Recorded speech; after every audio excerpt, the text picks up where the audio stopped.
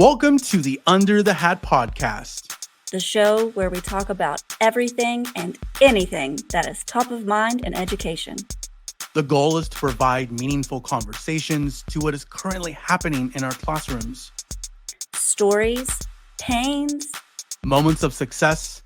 We want to hear it all. Welcome to the very first on Under the Hat bonus episode. And this is because, also for the first time, Under the Hat was at a large conference. We were at FETC. And so this is all about just having that reflection. Sophie, it was so good to see you in person and being able to, collaborate and work with others in that way. Yeah. For those of you who are listening who don't know, Steve and I are literally on opposite ends of the United States from each other. And this was only our fourth time seeing each other in person. So it was definitely, Florida wasn't ready for both of us in the same space. So not only was the FETC experience amazing, but being there on behalf of the podcast was amazing. And then just seeing the humans at FETC and Steve in person was phenomenal. It was fantastic. So Steve mentioned on another episode about the FETC community, and I didn't get a chance then because we had an amazing guest, but this time I want to underline that a lot. That the FETC community is one that is solid, fantastic. Like when you come to FETC, you see all these friends, you actually have conversations, people sit down for lunch, and it's not just like, it's real teachers in real classrooms coming together and talking to each other and getting ideas from each other. So then you have the EduGuardians who come together and collaborate and get ideas off of each other and support each other and hang out so that you don't feel alone. This year, FETC coordinated some like meet and greet things. I'm not sure if they've done it before. It was new to me. So they did some meet and greet things with like state affiliations and CAST and the EduGuardians. And so it just gave people an opportunity to meet up with people in their space. There weren't a whole lot of people there from like West Virginia or California, but there were some states that had a rather large presence, and they got to meet other teachers that they wouldn't have met otherwise. So it's like these purposeful human interactions that really resonate with me when you go to FETC. Yeah, so with events like these, like community does not happen by chance.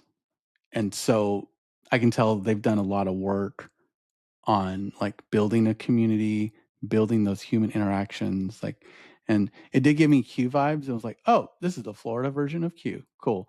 And I just appreciated it just felt authentic, right? Like it wasn't like even the keynotes.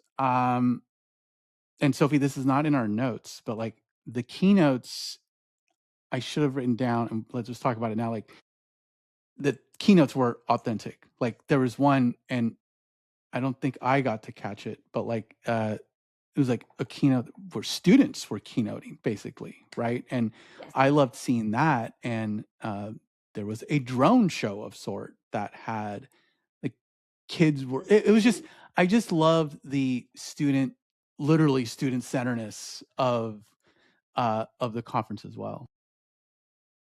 Yeah, the drone show was, I think, a group of students from Colorado, is what I heard. We could look this up and correct us if we're wrong. But it was a drone show that students programmed and designed for FETC, which is just wow, right? These students built this and designed it and did that for FETC. You had students presenting a keynote on main stage.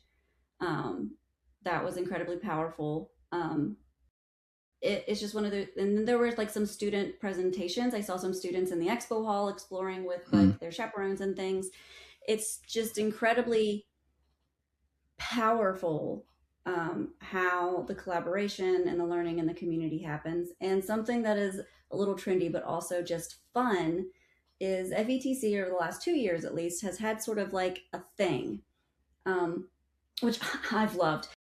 Last year, Taylor Swift was big, and so friendship bracelets. There were FETC friendship bracelets. Everyone was making friendship bracelets and handing them out and trading them, and it was a huge thing. And it was just like another way to connect with people that you wouldn't have necessarily have interacted with. Um, and then this year they were pins, like lapel pins, which yes, I love a good lapel pin. And it was just really cool to even talk to people, some of them designed them themselves and got them printed. Some of them were like buttons, some of them were enamel, some of them were on brand, some of them were sharing a message, and it was just incredibly amazing, like the conversations that get started because of a pin, of a lapel pin.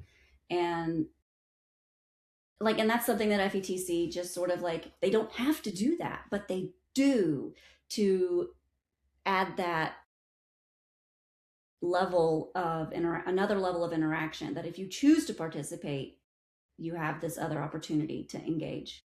Yeah. Yeah.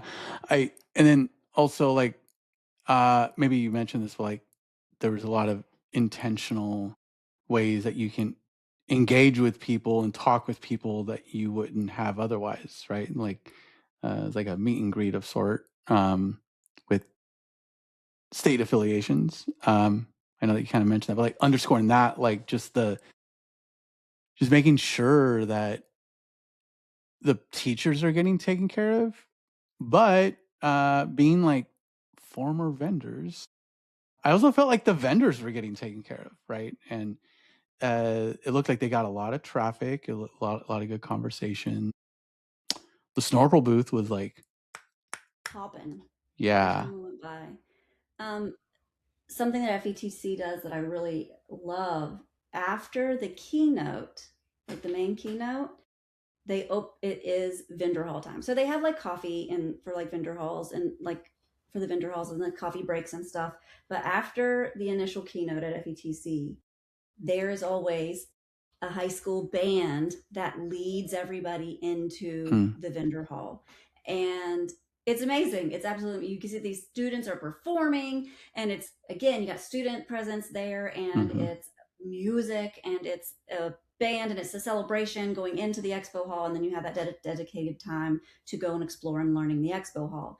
There was even a little scavenger hunt card that they gave you to explore the expo hall to ensure that the vendors were getting attention and traction hmm that they deserve. And the vendors are showing up with session presentations and more than just trying to sell you something, but sharing the love and like, this is another cool way to use the tool. And they're giving you way more opportunities to learn than just in the concurrent sessions.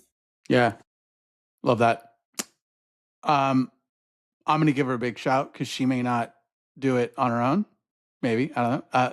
So Sophie led a speed dating event, which, when you talk about speed dating in the sense of, I just love the structure of it, but Sophie did lead one. I was like in the back just as a To cheerleader. clarify, it was a speed learning lab. We were just calling it speed dating. So have I been So it was calling a it speed speed. dating incorrectly this whole time? Like, was it called Well, something I else? started it. It's my fault. I told you that it was speed dating, but it was technically called a speed learning lab, No, and it that was is your fault. like That is your speed fault. Like dating. that It was totally is. cemented in my brain, and then I was like, oh, this is what it was. Yeah, I did love the format and like the purpose of it, right? Yeah. So the purpose of it and the format of it is the speed learning lab had 4 different sessions. One was like creativity, leadership, math, and I don't remember the fourth one. Um, and so there were 3 different time slots, and it was 45-minute slots for these speed learning labs that is sort of simulated like speed dating, because you get the audience members spend 5 minutes at this table learning from this presenter, and then you shift and you go to the next one after 5 minutes, and then you shift and you go to the next one. So you're just bouncing from hot take after hot take after hot take of innovation and inspiration of what these people have done. And I facilitated the leadership one. Did you want to say anything else about it? I just love that, like, at other conferences, it's like you're hearing, it's like a big room hearing from one person. It's not as the only word that comes to mind is like it's not as intimate, right? In the sense of like that you're like at a fairly small table with one expert or one person that has insight, and then it's super hands on. It's like all the it's like the professional development stuff that we talk about often that is of quality, but it's like it's a good vehicle to get that done. And seeing that realized was cool for me. And for those that are listening, this was my very first FETC in person, so it was a lot of like taking it in, evaluating, um, even having like questions for Sophie as we're in the exhibit hall, like, oh, that's cool, and like just kind of maybe historical context of what has happened in the past.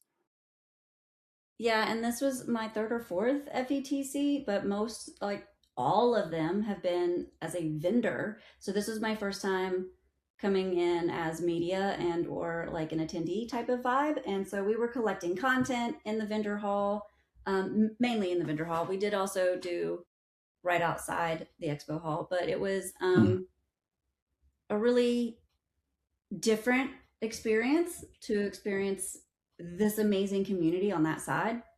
And then it was also cool seeing FETC because I've always loved FETC. It's big enough to give you enough variety of perspectives and opinions and inspiration and ideas, but it feels still small enough to where you don't feel like you can actually have conversations with people like randomly in the hallway. And to see Steve's point of view of it was just a really cool experience because he had never been there before. You're right. It's not, dare I say, the perfect size of like, because it's not small. No. It does feel a notch up from Q. Like it is a, I don't know about Q back in the day, but like it's bigger than Q. No one get offended by that. All my California friends. But it's certainly not bigger. Like it doesn't touch ISTE in terms of scope and size. Definitely not. And yeah, so that was, I can see how, like no one was getting overwhelmed. I definitely feel like the vendor hall at FETC feels doable, if that makes sense. Yeah, because We were able yeah. to meander around through all of it twice. Mm-hmm. And I remember my first ISTE, I was so overwhelmed by everything in that vendor hall that I knew how to get to my booth. I knew how to get to the bathroom. I knew how to get to the food and get out of there. And that was it. Like even moving through the room itself was so overwhelming. Mm-hmm. And I don't get that feeling when I go to FETC ever. And it's not that they're not well attended. They are. They are extremely well attended. They have over 400, I think it was over 450 vendors in the expo hall. Everyone was super nice. I didn't feel everyone was just seemed to be excited to be there, even not just the vendors, but like the teachers. The energy that you get when you're like walking through and the excitement and the like, it's just by far, I honestly, the FETC is my favorite conference to go to because of the people that go. And that's the part where I felt like it gave me Q vibes because, like, historically, I could say the same thing about Q. It was like, it's about the people that you just get to know over the years, and, but then also like new faces. And yeah, it was certainly a good vibe. So Sophie, we did a lot of content, in the exhibit hall, around the exhibit hall. Do you have one? And people will be sharing out like some really cool things, and we've been posting them on social media. We'll be posting more. I was about to say, have we done them all? I don't think we've done them all. I don't think we've done them all. I actually just like downloaded a few today, so I can post them up today. What do you have one or anything that you heard from anyone that we interviewed? Like, what was anything that stood out? Like, you're like, that's like that's top of mind for you because you're like, ooh, that was something that resonated. I think it was Kyle from Wayground's message about the joy of learning and teaching. It doesn't matter what technology you're using. It doesn't matter if it's AI or not. It doesn't matter if it's in brick and mortar, virtual, um, private, charter, public. The joy that you bring to students and that you get from going to FETC is just phenomenal. And sometimes we get so caught up in all of the checklists, the must do, the compliance, the standards, the processes of everything, that we lose some of that joy. And one of the reasons why I wanted to make sure that I came to FETC this year, because both of us are not in the same role that we were in when we were going to a lot of conferences outside of our states. And so I wanted to make sure that I was coming to FETC this year because of that, the joy, the people, the connections. So that one really resonated with me a lot, and I'm really glad he decided, because he had two options, and I'm really glad. Kyle, thank you for choosing that one, because it really thank you. Yeah. What about you, Steve? Which one was your biggest? Actually, I was gonna like, if she doesn't ask me, I'm just gonna say it anyway. Yeah. So, and Sophie, I don't remember his name. From what I gathered, is like a mentor of yours. Josh Josh. at Trafera? Yes. So something that he talked about really stuck with me because it wasn't like a perspective that I've heard. I think that's why it stood out. But like, so he kind of talked about like just the technology use of like maybe the negative aspects of it, and just like cell phones and kids getting distracted and like, using like AirPods in class and like getting over, like, but he pointed out a really important thing of like, if they're going somewhere else, like it's like, it's filling some sort of need. And yes, I'm going to say it, filling some sort of bucket, that they're not getting from that teacher, from that room, from that environment. Right. And to me, that really stuck with me. I'm like, wow, like if we look through things through that lens of like the behavior shifting because of something that they're not getting, right? And that to me was very powerful. Yeah, that one was great. And I have Josh was talking about his dissertation that he wrote. He is now Dr. Josh. And Josh was, when I was becoming a coach, district coach for the very first time, we went through the technology integration specialist program as a cohort, and Josh was leading that. And I actually ran into two of my mentors while we were down at FETC, that helped me go through that program and to grow. And Josh was one of them, and he's now at Trafera, and he now has his doctorate, and that was his dissertation, like technology, an appropriate use of technology in the classroom and why. And so he said that, and I've read his dissertation because we're going to the same college, so it was one of the ones that I had to analyze his methodology and research design. And so he went into a classroom that was very a collaborative space, and documented how many times students were on their cell phones or using their devices not on task type of thing. And then he went into another classroom that was not as collaborative, maybe a little bit more traditional, like direct learning. And he went and did this multiple times to gather a lot of data. And the classroom with like the less collaboration had fewer technology inappropriate use cases. No, I said that the wrong way, didn't I? Less collaboration meant more inappropriate use. More collaboration was less inappropriate use. And it's the like Maslow's needs, right? And so like they're filling that social interaction need. Yeah. with either the technology or with their students. So if you give them that social interaction with their classmates, they're not going to go searching for it to Yep. fill that bucket. I get it. Yeah.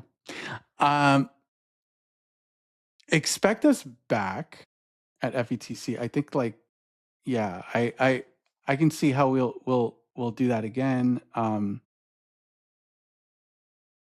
Sophie and I have also discussed possible other conferences. I don't know, this year, our show is taking a momentum that as of late, it's been different, it's been healthy. We're starting it kind of filled my bucket, Sophie, just talking with people at FETC, oh yeah, I already listened to your show. And I was like, oh, people listen? It always feels like we're just talking to each other and we don't always get, we have the data in the back end, but we don't get the full picture of who's listening. Right. And so that was cool to hear. But yeah. Awesome. Yeah. All right, friends. Well, this was cool. We just want to just put this out, our general reflection on FETC. And so if we do any other shows for whatever reason in 2026, which we may or may not, it kind of depends on, family, work balance, stuff of that nature.